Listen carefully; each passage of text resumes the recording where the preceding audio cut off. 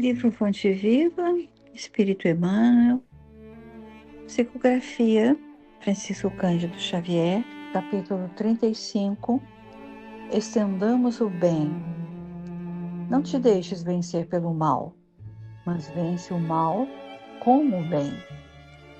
Carta de Paulo aos Romanos, capítulo 12, versículo 21. Repara que, em plena casa da natureza, todos os elementos, em face do mal, oferecem o melhor que possuem para o reajustamento da harmonia e para a vitória do bem. Quando o temporal parece haver destruído toda a paisagem, congregam-se as forças divinas da vida para a obra do refazimento. O sol envia luz sobre o lamaçal, curando as chagas do chão. O vento acaricia o arvoredo, enxuga-lhe os ramos. O cântico das aves substitui a voz do trovão. A planície recebe a enxurrada, sem revoltar-se, e converte-a em adubo precioso. O ar que suporta o peso das nuvens e o choque da faísca destruidora torna a leveza e a suavidade. A árvore de frondes quebradas ou feridas regenera-se em silêncio, a fim de produzir novas flores e novos frutos. A terra, nossa mãe comum, sofre a chuva de granizos e o banho de lodo periodicamente, mas nem por isso deixa de engrandecer o bem cada vez mais. Por que conservaremos, por nossa vez, o fel e o azedume do mal na intimidade do coração? Aprendamos a receber a visita da adversidade, educando-lhe as energias para o proveito da vida. A ignorância é apenas uma grande noite que cederá lugar ao sol da sabedoria. Usa o tesouro de teu coração em todas as direções e estendamos o bem por toda parte. A fonte, quando tocada de lama, jamais se dá por vencida. Acolhe os detritos do próprio seio e, continuando a fluir, transforma-os em bênçãos no curso de suas águas, que prosseguem correndo com brandura e humildade para benefício de todos. Nós já lemos um versículo de Paulo, de uma carta de Paulo aos Romanos. Isso foi quando tivemos o capítulo 16 de Fonte Viva, e foi lá em julho. E agora tomar novamente a Bíblia para consultar o presente capítulo e o versículo que Emmanuel nos traz, novamente admirei os conceitos de Paulo nessa epístola, nesta riquíssima carta aos Romanos. E que essa carta que é considerada uma das mais extensas, uma das mais longas cartas de Paulo. São 16 capítulos e este que nós temos agora tem 27 versículos. A carta aos Coríntios também tem 16 capítulos. E a carta aos Romanos foi escrita em Corinto, no ano 58, assim os historiadores dizem. Em Corinto, quando Paulo recebe a orientação espiritual para que escrevesse cartas orientando os fiéis pagãos, ou os não pagãos, os judeus, que se reuniam nas eclésias, pelo mundo asiático e oriental. Havia muitos judeus afastados na Palestina. Uma das razões era a invasão dos povos pagãos, tantas invasões naquele tempo, E muitos judeus fugiram desses invasores estrangeiros e fugiram para outras terras, em busca de mais tranquilidade para os seus negócios. E naquela época, o invasor estrangeiro era dos romanos. E muitos fugiram até pela perseguição que Paulo de Tarso fizera em Jerusalém. Aliás, que Saulo de Tarso fizera em Jerusalém, especialmente na Casa do Caminho. Mas agora, quando escreve, agora era Paulo, antes Saulo, que os reconduzia àquele Nazareno que ele perseguira anteriormente. Por que Paulo escreve aos Romanos? Porque já se havia formado núcleos cristãos em Roma e Paulo desejava estar nas fontes da latinidade, o nosso atual berço linguístico. E essa expressão foi Emmanuel que escreveu, e nós já comentamos isso, né, em outro momento. Ele desejava estimular os judeus e romanos na continuidade das reuniões. Paulo, no entanto, pressentia que a sua viagem a Roma não seria mais uma visita, como ele fazia a outros povos. Sabemos que Paulo foi aprisionado em Roma na primeira viagem, quando para lá ele navegou, saindo de Cesareia Marítima, na Palestina, quando ele já estava preso por insistência do sinédrio judeu. Aquela viagem que nós conhecemos tão acidentada, quando ficaram à deriva no mar, até atingirem Malta, depois Siracusa, enfim, Roma.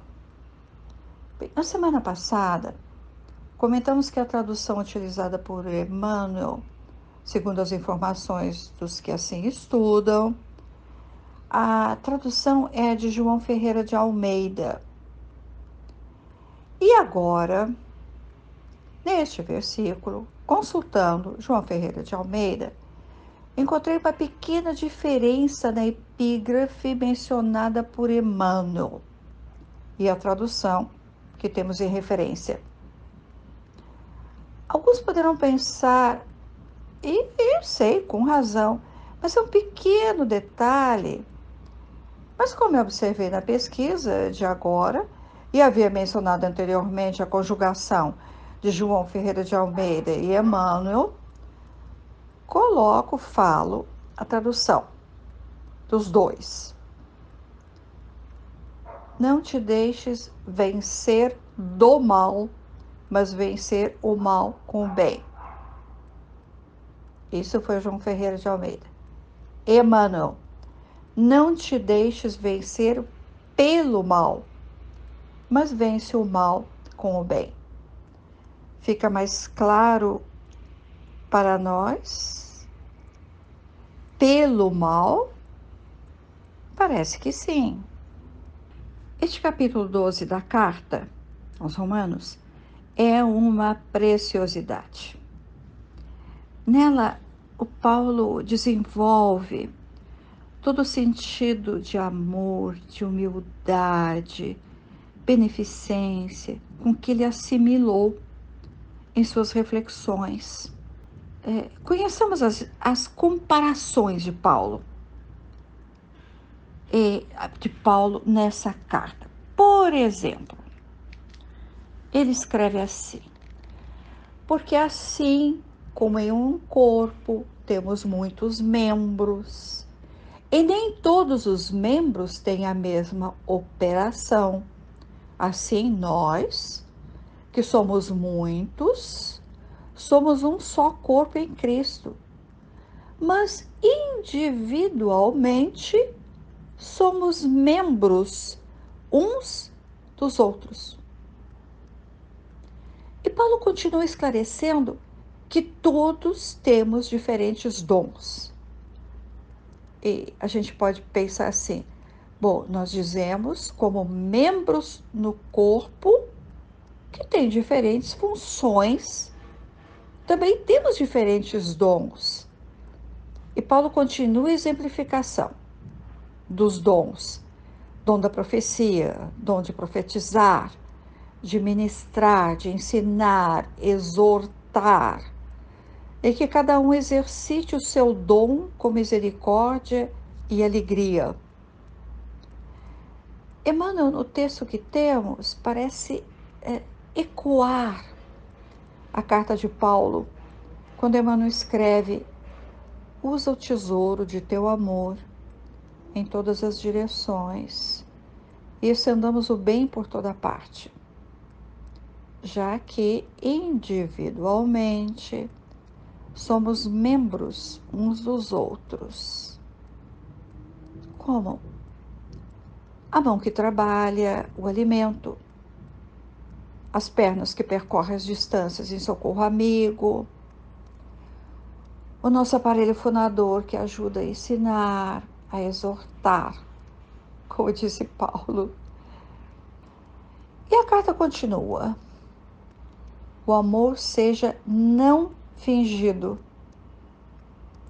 Aborrecei o mal e apegai-vos ao bem. E Paulo diz aos romanos, naqueles momentos de tanta dor e martírios dos cristãos: abençoai aos que vos perseguem, abençoai e não amaldiçoeis. De quem será que Paulo lembrava neste momento? Eu acho que enquanto escrevia, ele lembrava de Estevão. Ele escreve em Corinto, onde Gesiel, depois Estevão, nasceu, e onde nasceu Abigail, a amada. Lembramos que Saulo manda apedrejar e supliciar Estevão em Jerusalém. E nos últimos momentos, Estevão diz a Abigail, a noiva de Saulo, o condenador: ele é um homem bom, ama-o, será um grande batalhador de Jesus. E no livro Paulo e Estevão, Emmanuel diz assim que Saulo queria que Estevão o amaldiçoasse. A bênção de Estevão doeu muito mais do que uma maldição. Agora, outra associação de ideias. Ao falar assim de Paulo e Estevão, lembrei de Chico Xavier, ao ler um versículo seguinte da carta de Paulo: alegrai-vos com os que se alegram e chorai com os que choram. Quantas vezes Chico nada falou aos que sofriam, apenas abraçou-os e chorou com eles também? Com quantas mães que perderam seus filhos, o Chico apenas chorou com elas? A ninguém torneis mal por mal. Procurai as coisas honestas perante todos os homens. Assim diz Paulo. E o que nós, humanidade, fazemos ainda na atualidade? Costumamos justificar o mal que os outros fizeram ao desprotegido. Por exemplo, bem atual, um policial que agride o possível transgressor. Então, nós justificamos o mal feito pelo outro, destruindo o que encontramos pela frente, causando também o mal, não interessando a quem nós estamos prejudicando. As guerras dos homens na Terra, sob o pretexto de defender as nossas ideias, a religião que adotamos, não são um exemplo disso? Deixando a criança, o doente, que fique ao desamparo, colocamos sempre nós, primeira pessoa do plural, porque quem sabe quantos de nós também assim fizemos? As guerras, os prejuízos às crianças e aos doentes, sob o pretexto de defender a nossa religião? Bem, encerrando o capítulo 12, não podemos deixar de analisar os versículos 20 e 21 da carta de Paulo.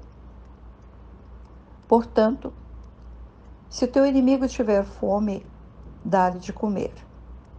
Se tiver sede, dá-lhe de beber. Porque fazendo isto, amontoarás brasas de fogo sobre a tua cabeça. Não te deixes vencer pelo mal, mas vence o mal com o bem. Aí foi quando Emmanuel coloca a epígrafe no texto que lemos. Ao ouvirmos esses últimos versículos, quem sabe pensamos assim: que visionário este apóstolo, Paulo. Aliás, os homens de bem sempre estiveram adiante do seu tempo, prevendo um mundo melhor, mesmo que distante.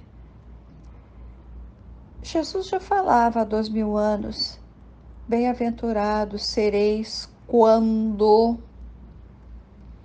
Bem-aventurados os pacificadores, os que estendem as mãos em sinal de paz e não estendem para agredir, vencendo assim o mal com o bem. Será que podemos mencionar Gandhi nesse momento, que venceu o mal dos conquistadores com o bem? Emmanuel convoca mais uma vez os homens, nós, a reparar, observar a plena casa da natureza, que oferece o melhor, embora consideremos o temporal, a lama, o vento, o trovão, a enxurrada, o raio, o granizo como o mal, não o melhor, porque não compreendemos que tudo age para o reajustamento da harmonia e do equilíbrio de forças.